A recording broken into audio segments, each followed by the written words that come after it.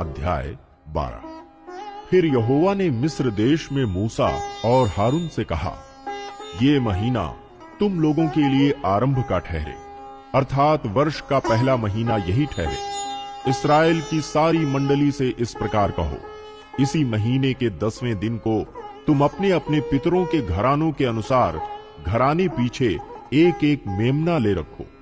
और यदि किसी के घराने में एक मेमने के खाने के लिए मनुष्य कम हो, तो वो अपने सबसे निकट रहने वाले पड़ोसी के साथ प्राणियों की गिनती के अनुसार एक मेमना ले रखे। और तुम हर एक के खाने के अनुसार मेमने का हिसाब करना। तुम्हारा मेमना निर्दोष और 1 वर्ष का नर हो, और उसे चाहे भेड़ों में से लेना चाहे बकरियों में से। और इस महीने के 14वें दिन तक उसे रख छोड़ना। और उस दिन गोधूली के समय इस्राएल की सारी मंडली के लोग उसे बलि करें। तब वे उसके लहू में से कुछ लेकर जिन घरों में मेमने को खाएंगे, उनके द्वार के दोनों अलंगों और चौखट के सिरे पर लगाएं। और वे उसके मांस को उसी रात आग में भूंज कर अखमीरी रोटी और कड़वे सागपात के साथ खाएं। उसको सिर, पैर और अतड़ियों समेत आग में भूंज कर खाना। कच्चा या जल में कुछ भी पकाकर ना खाना, और उसमें से कुछ भी सवेरे तक ना रहने देना। और यदि कुछ सवेरे तक रह भी जाए तो उसे आग में जला देना। और उसके खाने की ये विधि है, कमर बांधे, पांव में जूती पहने और हाथ में लाठी लिए हुए उसे फुर्ती से खाना। वह तो यहोवा का पर्व होगा, क्योंकि उस रात को मैं मिस्र देश के बीच में होकर जाऊंगा। और मिस्र देश के क्या मनुष्य क्या पशु सबके पहिलौठों को मारूंगा। और मिस्र के सारे देवताओं को भी मैं दंड दूंगा। मैं यहोवा हूँ। और जिन घरों में तुम रहोगे, उन पर वो लहू तुम्हारे लिए चिन्ह ठहरेगा, अर्थात मैं उस लहू को देखकर तुमको छोड़ जाऊंगा। और जब मैं मिस्र देश के लोगों को मारूंगा, तब वो विपत्ति तुम पर ना पड़ेगी और तुम नष्ट ना होगे।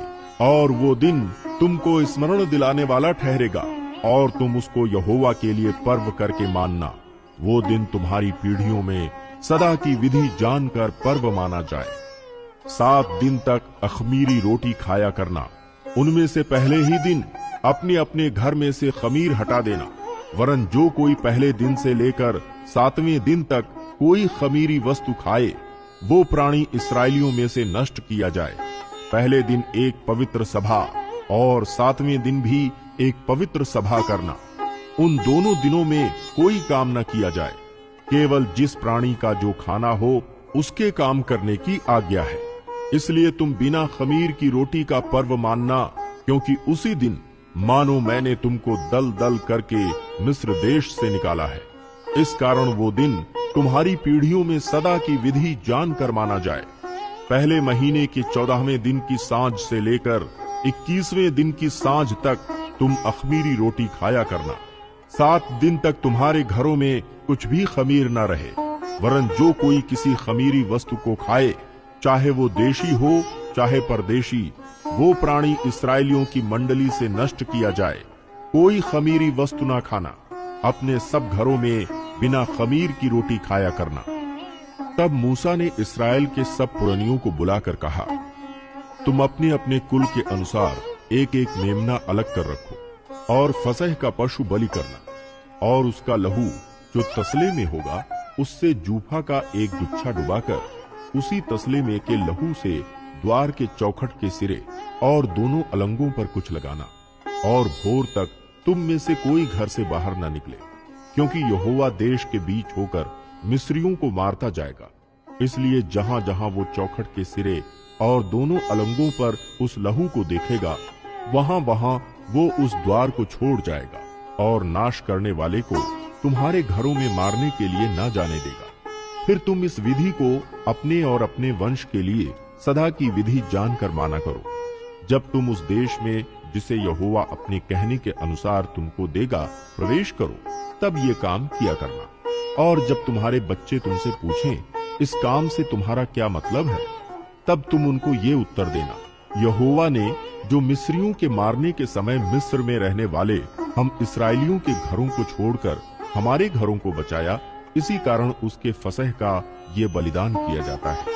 तब लोगों ने सिर झुकाकर दंडवत की। इस्राएलियों ने जाकर जो आज्ञा यहोवा ने मूसा और हारून को दी थी उसी के अनुसार किया।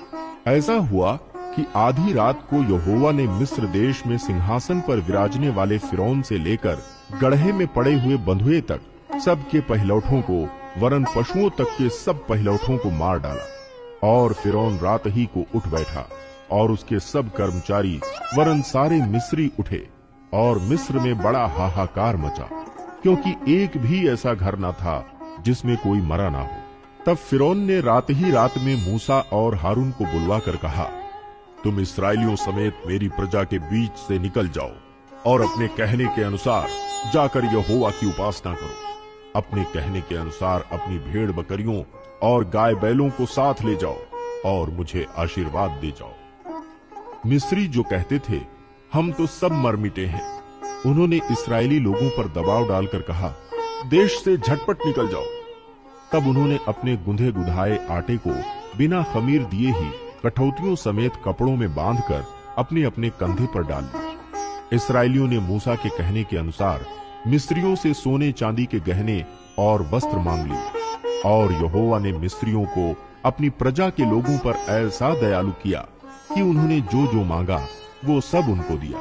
इस प्रकार इस्राएलियों ने मिस्रियों को लूट लिया। तब इस्राएली रामसेस से कूच करके सुक्कोत को चले, और बाल बच्चों को छोड़ वे कोई 6 लाख पैदल चलने वाले पुरुष थे। उनके साथ मिली जुली हुई एक भीड़ गई, और भेड़ बकरी गाय बैल बहुत से पशु भी साथ गए। और जो गूंधा आटा वे मिस्र से साथ ले गए थे उसकी उन्होंने बिना खमीर दिए रोटियां बनाई, क्योंकि वे मिस्र से ऐसे बरबस निकाले गए कि उन्हें अवसर भी न मिला कि मार्ग में खाने के लिए कुछ पका सके। इसी कारण वो गूंधा हुआ आटा बिना खमीर का था। मिस्र में बसे हुए इस्राएलियों को 430 वर्ष बीत गए थे, और उन 430 वर्षों के बीतने पर ठीक उसी दिन यहोवा की सारी सेना मिस्र देश से निकल गई। यहोवा इस्राएलियों को मिस्र देश से निकाल लाया, इस कारण वो रात उसके निमित्त मानने के योग्य है। ये यहोवा की वही रात है जिसका पीढ़ी पीढ़ी में मानना इस्राएलियों के लिए अवश्य है। फिर यहोवा ने मूसा और हारून से कहा, पर्व की विधि ये है, कोई परदेशी उसमें से ना खाए, पर जो किसी का मोल लिया हुआ दास हो और तुम लोगों ने उसका खतना किया हो, वो तो उसमें से खा सकेगा, पर परदेशी और मजदूर उसमें से ना खाएं। उसका खाना एक ही घर में हो, अर्थात तुम उसके मांस में से कुछ घर से बाहर न ले जाना, और बलि पशु की कोई हड्डी न तोड़ना। पर्व का मानना सारे इस्राएल मंडली का कर्तव्य है। और यदि कोई परदेशी तुम लोगों के संग रहकर यहोवा के लिए पर्व को मानना चाहे, तो वो अपने यहाँ के सब पुरुषों का खतना कराए, तब वो समीप आकर उसको माने, और वो देशी मनुष्य के तुल्य ठहरेगा। पर कोई खतना रहित पुरुष उसमें से ना खाने पाए। उसकी व्यवस्था देशी और तुम्हारे बीच में रहने वाले परदेशी दोनों के लिए एक ही हो। ये आज्ञा जो यहोवा ने मूसा और हारून को दी, उसके अनुसार सारे इस्राएलियों ने किया। और ठीक उसी दिन यहोवा इस्राएलियों को मिस्र देश से दल दल करके निकाल ले गया।